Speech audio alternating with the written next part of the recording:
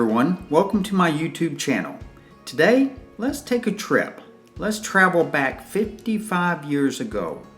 This video is titled The Bank Robbery That Was Frozen in Time. As I tell you the story of this bank robbery and show you old and new photographs, you will understand how this event was frozen in time. This event took place in Iredell, Texas, just south of Glenrose. As I drive down the country roads, sit back, listen to the story of the bank robbery, then we'll have a look at the old and new photographs. You know, sometimes small towns in Texas seem to lose their old-timey look and feel. Most of us baby boomers can often look back when times were slower and people seemed friendlier. I remember when I was a young boy going inside of the neighborhood grocery store and smelling the meats and fresh vegetables that were straight from the farm. Those were truly the good old days. Today I want to tell you about a bank robbery that occurred 55 years ago. This event endangered many lives and was probably the most exciting thing that had ever happened in that small town.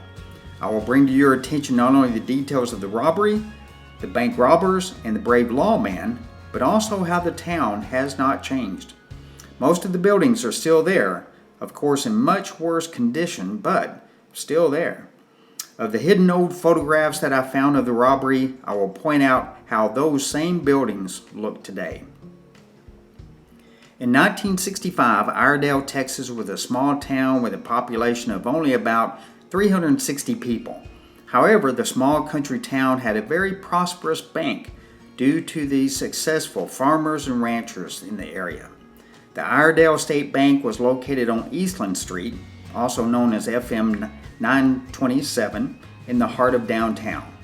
On January 20th, 1965, the bank was visited by two bank examiners performing an audit of the bank's assets. The two bank examiners, James Lord from Arlington, Texas, and Alvin Roberts from Temple, Texas, had just completed their counting of the bank's cash. It totaled $16,350 exactly. That was the last task on the examiner's to-do list. It was a little after 10 a.m. and they were beginning to think about having lunch at the cafe across the street from the bank. The two bank examiners were not the only ones thinking about the bank's cash. Johnny Leo Hill, 22 years old, and William Dale Phillips, 35 years old, walked into the bank displaying their newly acquired Colt automatic pistols. Along with the bank examiners inside the bank was the president of the bank, Tommy L. Chapman, and teller Merlene Smith, and two customers, Mac Hicks and Miss Emmett Walker. The two robbers told everyone to line up against the wall, except for Mr. Chapman, who was taken to the bank's vault. Due to the examiners being in the bank, the vault and safe was unlocked and wide open. It seemed that the robbers planned this event at the right time. Mr. Chapman was given two brown paper sacks to fill with money. The $16,350 fit perfectly in the two paper sacks. As the robbers were walking out the door, Johnny Leo Hill turned and told everyone, "Thank you for your cooperation." It was all over within 5 minutes. As soon as the bandits were inside their beige 1962 Chevrolet, Miss Walker calmly walked over to the window and told Mr. Chapman what the license plate number was. He immediately called the sheriff's office. Within minutes, Bosque County deputies, Cleburne City Police, and Texas Rangers were looking for the Chevrolet. Cleburne Police Chief T.E. Kirkpatrick said later that the car wasn't too hard to find. He said as they made a fast turn onto FM 2331 near downtown Cleburne, money started flying out of the windows of the car. Texas Ranger Billy Rowe and Cleburne Officer Dale Cozart gave chase. The getaway car and the police cars reached speeds up to nearly 100 miles per hour on that old farm to market road. At the intersection with FM 1992, the Chevrolet couldn't turn quick enough and plowed straight through a barbed wire fence onto the property of the Travis McCall Ranch. The two robbers started running with the money still flying all around them. Phillips turned and fired several bullets toward the pursuing officers, but it didn't take long for Rowe and Gazart to catch the robbers. Other Texas Rangers soon arrived and had the duty of picking up all the loose dollars, which totaled about 1,800. The two robbers were taken back to the bank for identification by the bank employees and customers. One of the Rangers asked Phillips why they robbed this bank. Phillips replied, "I just love money." Eventually, the robbers were taken to the county jail in Meridian. The judge gave the two a $20,000 bond each. Johnny Leo Hill was well known to neighboring Somerville County deputies. In the past, Hill had been locked up in the jail at Glen Rose a few times, each time escaping and then being caught. Bosque County jailers urged Hill not to try that in their jail, and he didn't. For many years, the people of Iredell talked about the robbery and the chase. It was among the most exciting things that had ever happened in Iredell. Even after Hill and Phillips were locked up, the Iredell State Bank wasn't allowed to rest. In just a few months later, on April 2nd, 1965, bandits broke into the bank late at night and cut a hole in the vault. They escaped with several $1,000s. Previously, the bank had been robbed in April 1934, erroneously blamed on Clyde Barrow and Bonnie Parker. The bank teller at that historic day became a quick celebrity. Mrs. Virginia Merlene Smith was born in Meridian on July 9th, 1927. She remained in Bosque County all of her life and passed away at the age of 88 years old on April 23rd, 2016. She is buried in the Mitchell Cemetery in Iredell next to her husband, John Smith. At the time of the robbery, she told the Texas Rangers, "Those boys were real nice." In the photographs with this story, I will show how the buildings were on the day of the robbery in 1965 and now in 2020. The town of Iredell is all but quiet nowadays. The old bank building is still there, but all boarded up. The cafe across the street from the bank where the bank examiners were going to have lunch is still there. The cafe is all grown over with bushes and vines. However, Eastland Street still looks the same, with the old buildings still standing. While I was sitting on the curb across from the old bank building, I couldn't help to wonder how long these buildings would be standing. Many of the roofs have collapsed and their walls are leaning. The bank building was too unstable for me to go inside. Here I am driving into the old town of Iredell.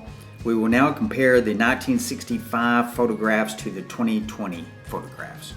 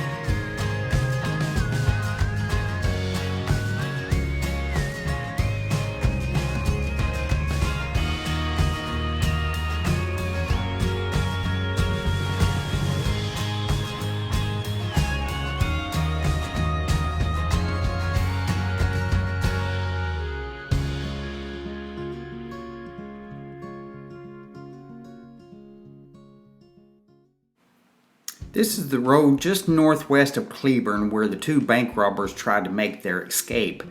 At this time, they were being chased by a Texas Ranger and a Cleburne City police officer.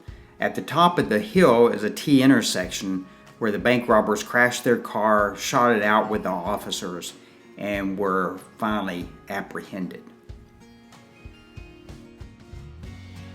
Once the bank robbers were apprehended, they were taken back to Iredell so that the bank employees could positively identify them as the robbers.